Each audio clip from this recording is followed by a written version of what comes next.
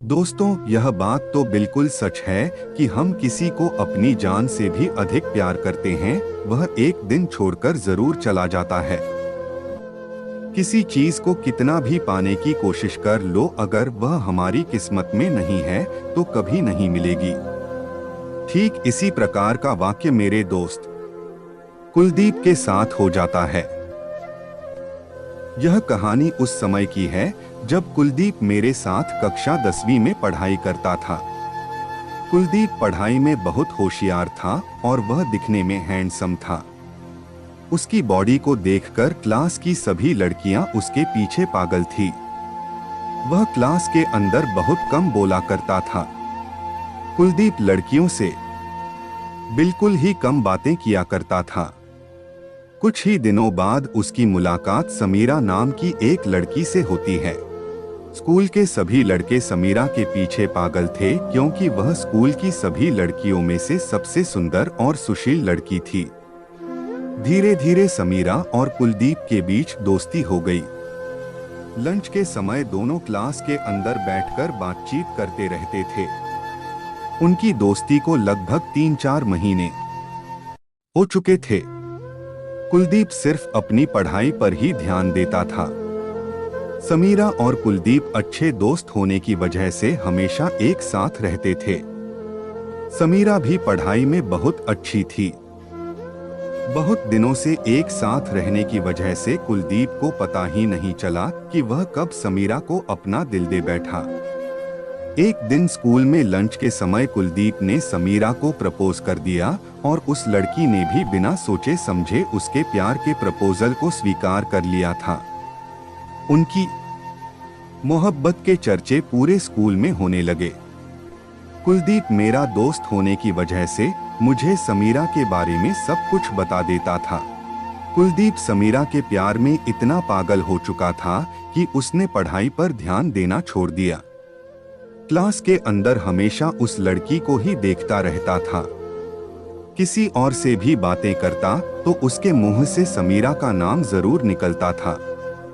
जिस दिन समीरा स्कूल नहीं आती उस दिन कुलदीप मानो पागल हो गया हो। उस लड़की के स्कूल नहीं आने के कारण वह काफी परेशान हो जाता था। एक दिन समीरा और कुलदीप के बीच छोटी सी बात को लेकर झगड़ा हो गया और इसका फायदा उठाया स्कूल के उन लड़कों ने जो समीरा को प्यार करते थे। उन लड़कों ने समीरा को कुलदीप के खिलाफ भड़का दिया। उन लड़कों ने कहा, तुम्हारी छोटी सी बात को लेकर झगड़ा होने के कारण कुलदीप किसी और लड़की के रिलेशन में आ गया है। समीरा बिना सोचे समझे उन लड़कों की बातों में आ जाती है और कुलदीप से बातें करना बंद कर देती है। कुलदीप ने कई बार उसे समझाने की कोशिश की, लेकिन उसने एक भी मौका नहीं दिया। कुलदीप का ऐसा लगने लगा मानो उसकी दुनिया उजड़ गई हो। वह हमेशा परेशान सा रहने लगा। मुझसे उसका दुख नहीं देखा गया। एक दिन मैंने समीरा को गार्डन में आने के लिए कहा। थोड़ी देर बाद वह गार्डन में आ जाती है। मैंने भी समीरा को बहुत समझाने की कोशिश की, लेकिन उसने भी मुझे बुरा भला कहा और वहां से चली गई। यह सब नजारा कुलदीप अपनी आंखों से देख रहा था। कुलदीप को समीरा पर काफी गुस्सा आया और वह उसके पास चला गया। कुछ देर बाद देखता हूं कि कुलदीप ने समीरा के गाल पर एक जोरदार थप्पड़ जड़ दिया। समीरा जमीन पर बैठकर रोने लगी। स्कूल के स्टाफ को पता चल गया। फिर मैंने किसी भी तरह से प्रिंसिपल को समझा दिया। हम दोनों को थोड़ी सी पनिशमेंट मिली थी।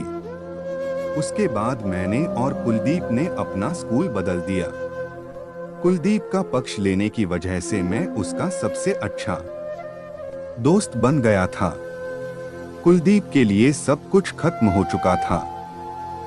एक दिन कुलदीप मुझसे कहने लगा, समीरा बहुत घमंडी लड़की है। अपनी खुद की गलती होते हुए भी हमसे झगड़ा करने पर उतारू हो गई थी। खुद की गलती उसे नजर नहीं आ रही थी। मैंने कहा, कोई बात नहीं, जो हो गया सो हो गया। उसको बोल देना ही तुम्हारे लिए बेहतर होगा। कुलदीप ने कहा, मुझसे उसका दूर हो जाना ठीक नहीं है। एक दिन समीरा को मेरी याद जरूर आएगी। उस दिन अगर मेरी एक बात भी सुन लेती तो शायद आज यह दिन देखने नहीं मिलता। इस तरह बातचीत करते हुए कुलदीप अपने आप को कोस रहा था। हमारी स्कूल की पढ़ाई खत्म हो चुकी थी। उसके बाद हम दोनों कॉलेज में पढ़ने के लिए चले गए। कॉलेज में कुलदीप की मुलाकात श्रेया नाम की एक लड़की से होती है जो देखने में बहुत ही सुंदर थी। कुलदीप पिछली बातों को भूलकर श्रेया के साथ एक नई जिंदगी की शुरुआत करने वाला था। शाम के समय अचानक समीरा ने कुलदीप को कॉल कर दिया और पूछा, कैसे हो कुलदीप? पहचान गए हो, मैं समीरा बोल रही हूँ। समीरा की आवाज सुनकर कुलदीप कुछ देर के लिए शांत हो गया था। समीरा ने कहा, मुझे माफ कर देना कुलदीप, मैं तुम्हारे प्यार को समझ नहीं पाई थी, लेकिन अब मैं पूरी सच्चाई जान चुकी हूँ। मैं वापस तुम्हारे पास आना चाहती हूँ। समीरा पूरी सच्चाई कुलदीप को बता देती है। कुलदीप की आंखों में आंसू आ जाते हैं। उस समय ऐसा लग रहा था कि मानो कुलदीप आज भी समीरा से पहले जितना ही प्यार करता है। इसके बाद कुलदीप और समीरा के बीच फिर से बातें शुरू हो गई थी और उन दोनों की सारी गलतफहमियां भी दूर हो गई थी। दोनों एक दूसरे को फिर से प्यार करने लग गए थे। अब उन दोनों के बीच में किसी भी झगड़े की कोई दीवार नहीं थी। धीरे धीरे दोनों की बातें करने लगे और कुलदीप और समीरा ने शादी करने का फैसला लिया। कुछ ही दिनों बाद दोनों की शादी होने वाली थी, लेकिन शायद कुलदीप की किस्मत में कुछ और ही लिखा था। वो कहते हैं ना कि जो चीज हमारी किस्मत में नहीं होती है वह हमारे पास आकर भी हमारी नहीं हो पाती है। ठीक इसी प्रकार की कहानी कुलदीप के जीवन में आ गई। एक दिन समीरा स्कूटी से जॉब के लिए जा रही थी। तभी उसकी एक एक्सीडेंट हो जाने की वजह से मौत हो गई थी। समीरा की मौत की खबर सुनकर कुलदीप पूरी तरह से टूट चुका था, मानो उसकी जिंदगी उजड़ गई हो। कुलदीप ने जो भी सपने देखे टूट चुके थे। समीरा की मौत की खबर सुनकर मुझे भी झटका सा लगा था, क्योंकि काफी दिनों बाद दोनों एक दूसरे से मिलने वाले थे। मैं अपनी बाइक स्टार्ट करके कुलदीप के पास चला गया। जैसे ही कुलदीप ने मुझे देखा तो वह मेरे गले से लगकर रोने लगा। मैंने किसी भी तरह कुलदीप को समझाकर अपने आप को संभालने के लिए कहा, लेकिन कुलदीप उस हादसे को भुला नहीं पा रहा था। वह अंदर से पूरी तरह से टूट चुका था। आज भी कुलदीप अकेला है और सिर्फ समीरा की यादों के सहारे जिंदा है।